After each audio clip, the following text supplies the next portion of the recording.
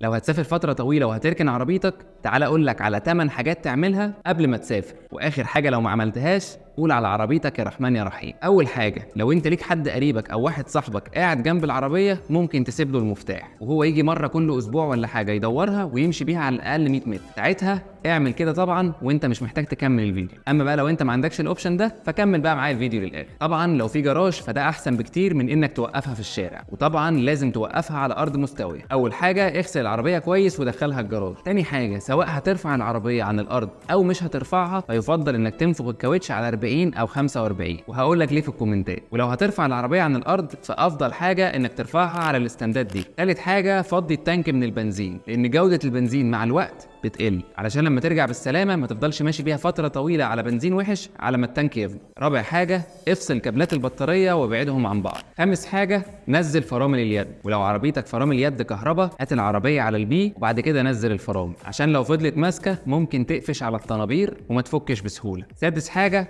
حط فوطة بين المساحات والإزاز الأمامي علشان ما تلزقش وما تعلمش في الإزاز. سابع حاجة، قبل ما تغطي العربية اتأكد إن كل الأبواب والإزاز مقفولين تماما. ثامن وآخر حاجة، في منتج من شركة ليكوي مولي بيتباع بيترش في الموتور بتاع العربية عشان مفيش أي قوارض أو فران تخش جوه الكبوت وتاكل الأسلاك، عشان لو في فار دخل هياكل كل الخراطيم وسلوك الكهرباء ومش هتنفع نفسها تاني. تخيل بقى الفار هياكل أني سلكتين جنب بعض وهيلمسوا في بعض ويبهدلوا لك الدنيا، ده مش بعيد يولع في العربية أساسا. فيفضل تعمل كده خصوصا لو بتركن في جراج مفيش ناس بتنزله. ولما ترجع من السفر بالسلامة في شوية حاجات لازم تعملها لو مدة سفرك طولت ووصلت ل6 شهور أو أكتر. هتغير زيت الموتور وتظبط ضغط الكاوتش، وطبعا ما تنساش تفول العربية بنزين. ولو مدة سفرك عدت السنتين يفضل تغير البوجيهات ومعاها فلتر الهواء وفلتر البنزين والسيور وزيت الفرامل. واخر حاجة بقى، اعمل سيف للفيديو ده عشان هتحتاجه بعدين.